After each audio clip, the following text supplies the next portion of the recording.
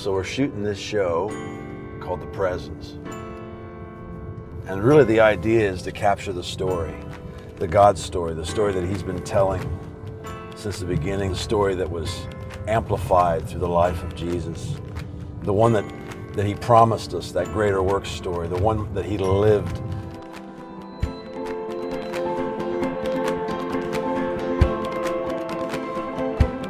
So we're doing this show called The Presence, and the goal of it is to go all over the world and search out all of the places and the people that are living their daily lives in the presence of God and ask them, what does that feel like? What does that look like? How does that work in a practical way?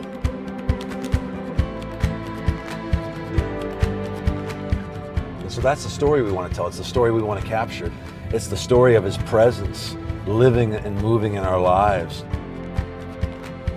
So much what we're after is to let people know this is life. This is the way that we can live every day, not just for people in extreme circumstances, but that we can walk through our lives in the presence of God and that others will feel and respond to it. We want to tell those stories about the power of living in his presence, about the promise that Jesus gave us, the greater works that wasn't just a good idea, but it was a promise. He looked into the future and he saw those who were becoming sure in his presence and living that way. That's what this show is about.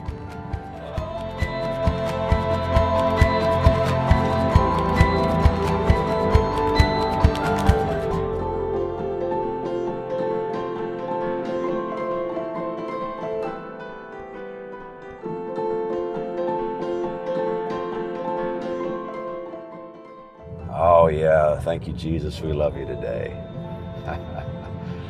It's gonna be good. It's gonna be so good. You ever get that feeling that you're maybe in the middle of the best day of your life? Yeah, that's what today is. Isn't that amazing?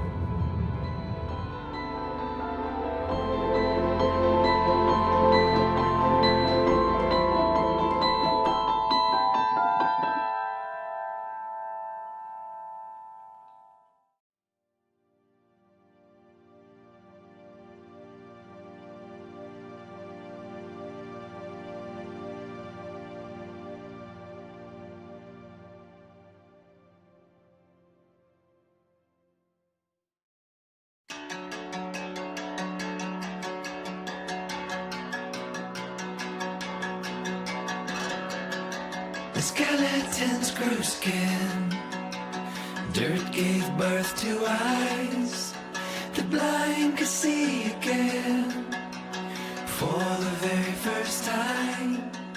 The colors Love you, good. Hi, Daddy. You're awesome.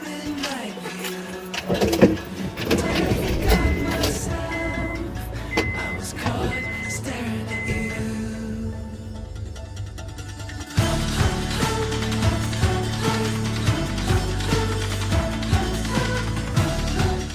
We're getting coffee. Yes, you can have hot chocolate. Look at that. You didn't get any hot chocolate, huh? Do you guys have your lunches? I forgot mine. I cannot bring it to you today because I'm going to be on an airplane going to Haiti. I can't bring you your lunch. Go sit down. You want some breakfast? Yes. Have you not had coffee? You have had coffee? But you know what? You don't have to worry because I'll be back in, before you know it. 3 days. Yes, in 3 days. It's a very short trip. All right, I'm going. Hey, girl. See ya. See ya. You coming? Yeah. All right. Yeah. Yeah. Okay, wait until the bus stops driving. I love you. Come here, give me a hug. Come here. Come here. Chloe.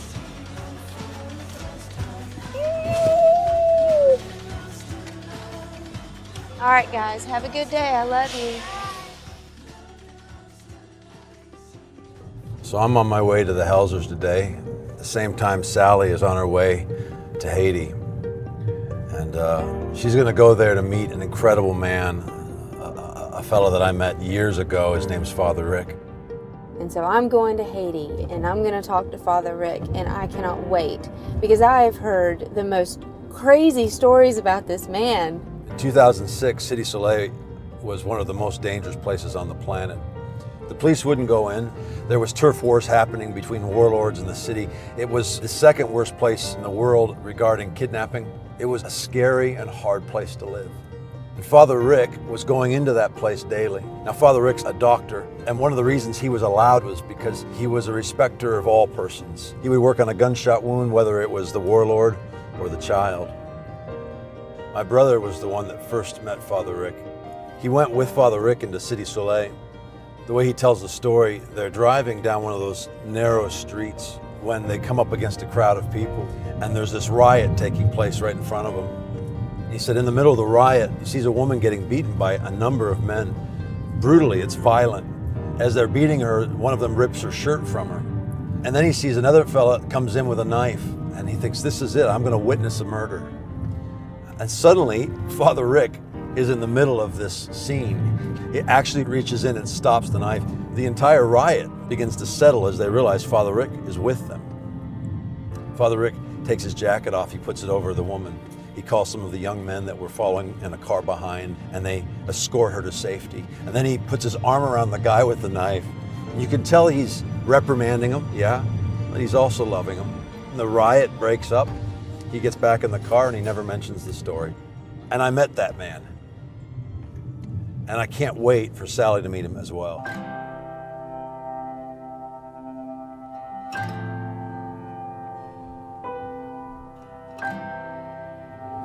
I'm so excited for Jason to get to spend some time with the Helsers. Won't you come up here? Come up high. When they lead worship, you can feel the anticipation in the air. They're all expecting to encounter the presence of God. And these guys have spent the last decade building a school that brings young people into a creative and an artistic encounter with God. And they are transforming the lives of kids from literally all over the world.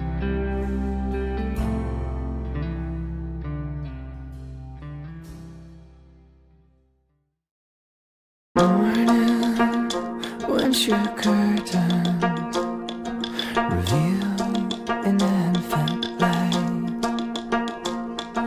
before the day breaks, the clods with its flagpole in the soil.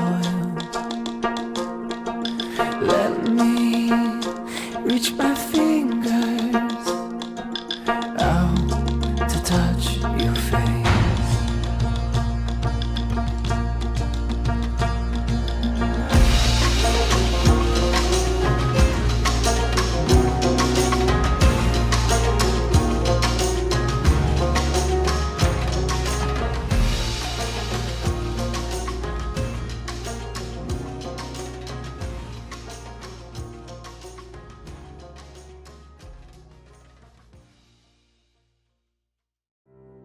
We live in a world where 42% of the people do not have clean drinking water. Freshwater Worship has decided to help a ministry that has a mission to bring life-saving clean water to people in areas of the world that desperately need it. The organization is Hydrating Humanity, and details can be seen at hydratinghumanity.org. As an example, some villagers who live in Kenya had all the symptoms of an intestinal worm. Once ingested, these tiny worms take up residence and multiply and steal nutrition from their host. The unsuspecting victim unknowingly swallowed them from infested water from a nearby unprotected spring.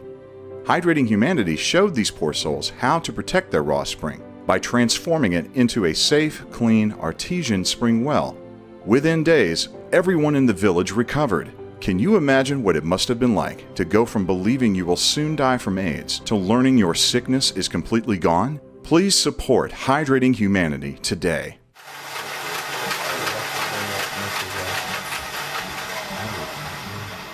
Our This is garden, regular. What would you do? What would you do with rabbits? I don't know what you do with them. You eat 'em. You eat 'em. Okay, that's. Yeah. I didn't want to throw Yeah. Thumper under Yeah. the. No, that you was, eat 'em. Yeah, well, they taste good. A friend of mine's doing it, and they multiply really quick. Right. It's probably a great. It's probably one of the most cost-effective ways And to. you get this fence that you move around. You just move it around the field. Right. Because you don't have to clean up after them. Well, so they eat different parts of the grass. Okay. And you roll the fence. So you don't have to mow either. Yeah. You don't have to feed them. All of a sudden, a couple of them are missing. It's grass-fed. Yeah, the grass fed. Part of the heartbeat is, we want to be able to invite people to discover who he is, his presence, day in, day out. I wish I had more time with you to get to know you a little bit better, but we're just going to jump right in if that's Yeah, okay. good. It's okay. good, sure. So first, I wanted to ask you how living in Haiti has influenced your relationship with God. I think the answer is based on the fact that the same human problems are much more dramatic here than they are in my own country.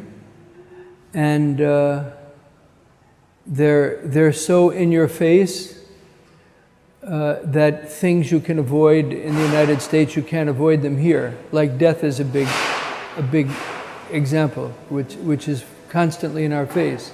The dramatic experiences force you into internal and external dialogues about life, some of which are phenomenally beautiful and some of which are full terror, nonstop terror.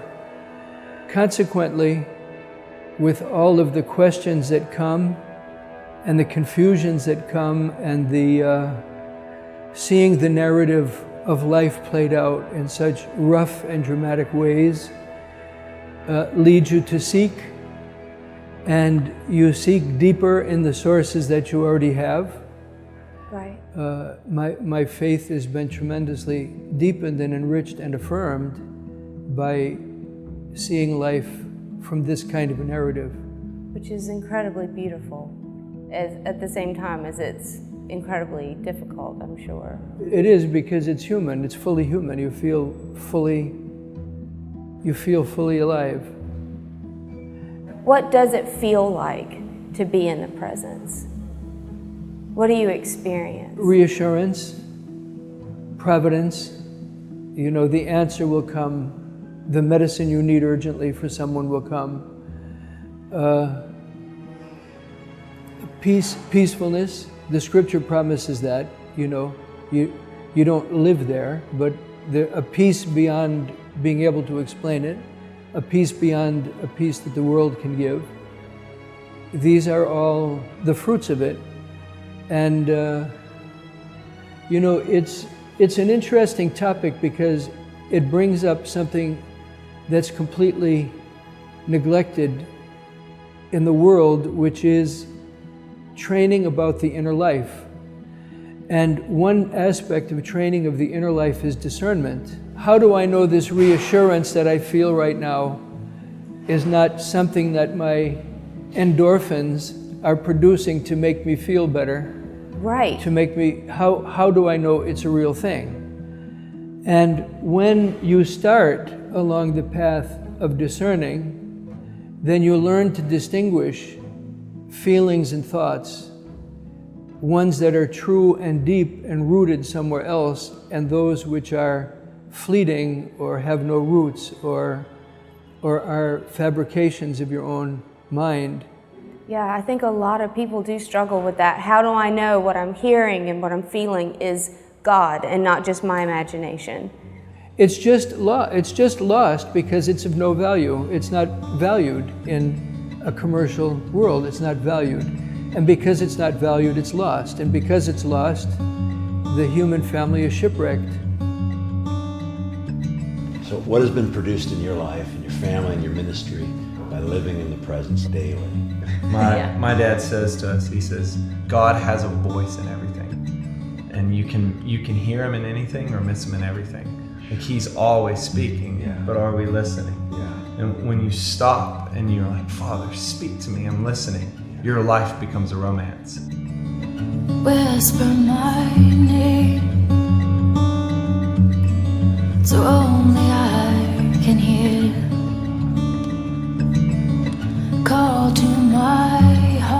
your life becomes like anything could happen. And I love the disciples. I know they woke up every morning, they're like, what's going to happen today? And when you live a lifestyle of speak to me, I'm listening, you live that life of anything could happen. That's so good. Won't you come surround me so I can rise? But anyway, to go, it's a little bit on the side, of your question. But the thing is, in time, anybody can learn to be really good at discerning. This dream was absolute BS. This dream has an important message for me. This thing that I'm feeling now is paranoia. This thing that I'm feeling now is a really important alert.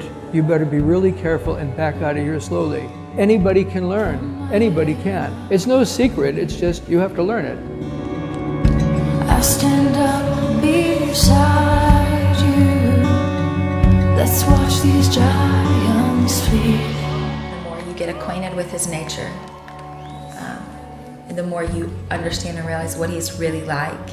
Not just the way he makes you feel, but actually what he's really like.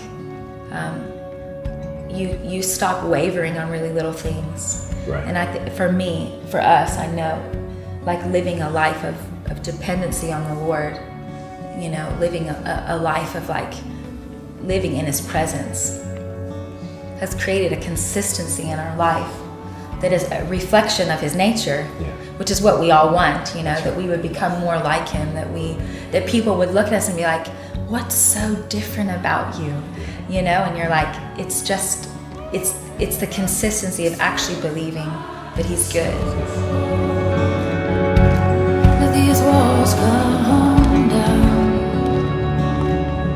and all these prison thoughts, they crumble with the sound. If you're not totally dependent on the Lord and you don't know how to access his nature and his presence in a second, it's burnout, because you strive and it's like, you constantly are hitting most, it's up to me.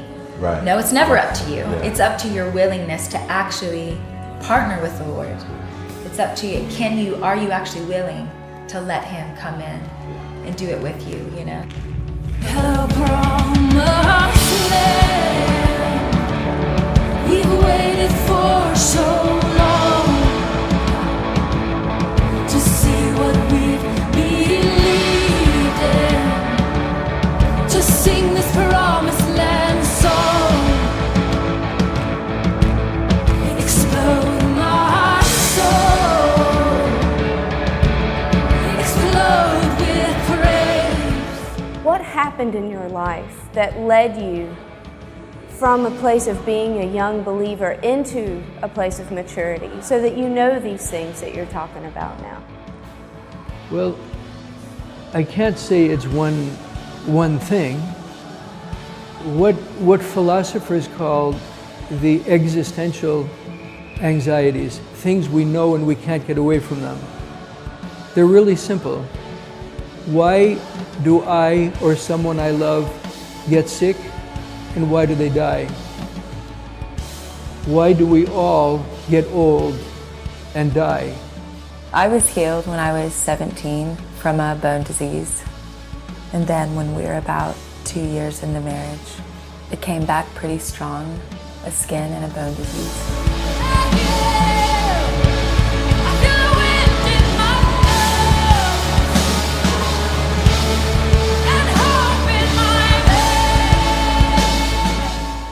That was the beginning of a tremendous testing, really, and just processing that over years and years of just like, God, I know you're faithful. I know you can do this. I've seen you do it. I've actually experienced it. What's happening right now? Like, what is it? And you go through these seasons of like, what did I do wrong? How do I fix this? Why do bad things suddenly completely destroy my life or somebody else's life? These things are hard to look at, and so most people don't. And I think if you get shocked by any of these things along the way and decide not to hide, you seek a life that is true to living without any denial of those. True to living without denying in any way all of those things. Yes, we get sidewalled. Yes, we get sick.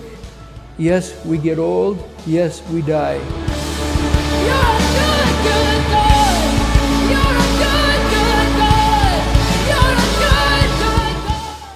I couldn't reconcile a father that I loved so dearly, my Father in heaven.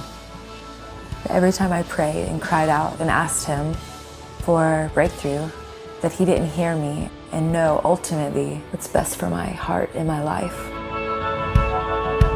Faithful and true, mighty to save. You're a good. So I've had people say, you just need to fast, you need to pray, you need to do more. Basically, do more, strive more. Yeah. And I would just sit there and go, and then what? Like, if I do enough, I'll get his attention? Yeah. Like, I have his attention now. And that was really like a very like strong, it's where I felt like the Lord came in with cement trucks and was like, I'm gonna cement this in your life right now because this is who I am. And you don't understand right now what's coming and what I'm gonna release in your life. What's the declaration that's gonna come out of your life? But I'm cementing in your life and I need you to choose right now that I'm a good father, even though you're suffering deeply. Faithful and true, mighty to save. You're a good God. I think for people who live with this tension, their life really becomes a vocation rather than career choices. In other words, you decide your next move based on discerned possibilities that are before you, and you're not deciding your next move based on where will I be most comfortable, where do I have the most friends, where will I make the most money, where will I, something else, which doesn't last. You know, being able to just sit back in the fullness and the goodness of God in the midst of tension. You know, we have this saying that you can't make music without tension, and you can't, because what makes beautiful music is beautiful tension. You take the tension out of a guitar, it's like nothing. There's no sound, there's nothing. No matter who, when you live in that kind of tension, which isn't guaranteed 100% every day, like a guitar string isn't guaranteed to be tuned every time you pick up the guitar that it's still tuned. Right. But you can tune it again and it'll make music again. I think in our culture, we don't embrace tension because we're afraid, because we don't really know who he is. The spiritual poets would say, you're a note and you should find just exactly your note, nothing false, nothing tinny. You know, you should find just exactly your note and then find the chord that you're supposed to fit into. And that chord is supposed to find the song that it's supposed to fit into. And that song is supposed to find the symphony that it's supposed to fit into. This is how it works.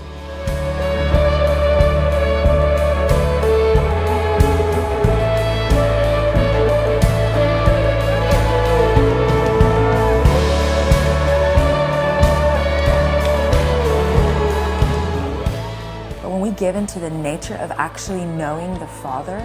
For me, it's been the more I know him, the less I question his motives.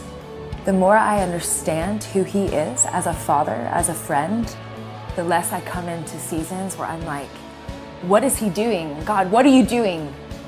You know, because I know the Lord hasn't left me. And I know that tension in itself has created an unbelievable knowing.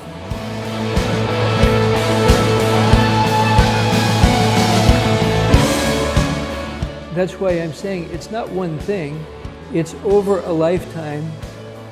These possibilities come up and you feel fully called to this one as the more authentic way of living. Not living in fear, fully living, joyful life, productive life, without at all turning an eye away from the real existential plagues, you know, that we have.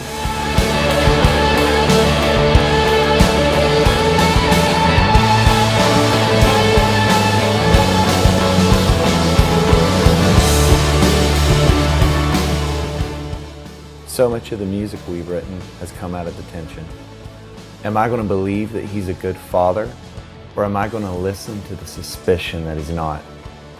And it's that choice that he is a good father. Graham Cook sums it up in a beautiful way when he says, God allows in his wisdom what he could easily prevent in his power. Right. And so many of the songs that we have sung that I see have the most authority are the ones we had to sing them in the storm. Yeah. The ones he got in our boat and he took us right into the heart of the storm. And your first reaction is, why did you bring me here, Jesus? Do you dislike me this much that you would bring me right here in the middle of the storm to kill me? He said, I didn't bring you into the storm to kill you. I brought you into the storm to kill your fear. And I brought you here to teach you who I am and who you are.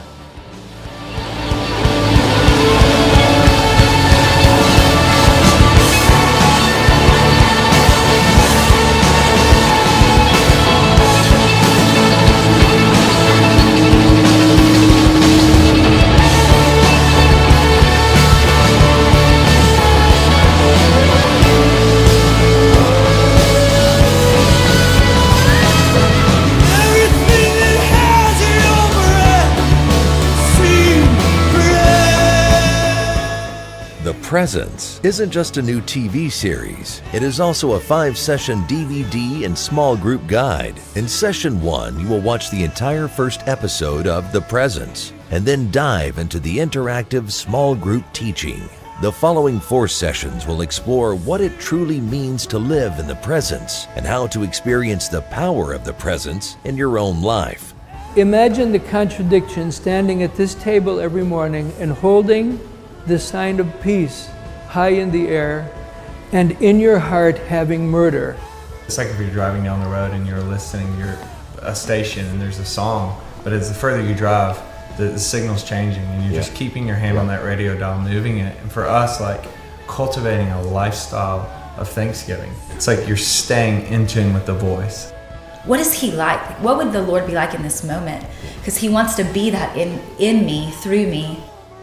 Worship obliges you to go to the margins and help somebody that's in a mess. So this kind of worship becomes a disgrace to God if your worship does not take you out. The first small group package includes the 5-session DVD and 7 guidebooks. To order, just visit freshwaterworship.com, or you can order by mobile device by texting the below number. Order today. Let's all live life daily in the presence.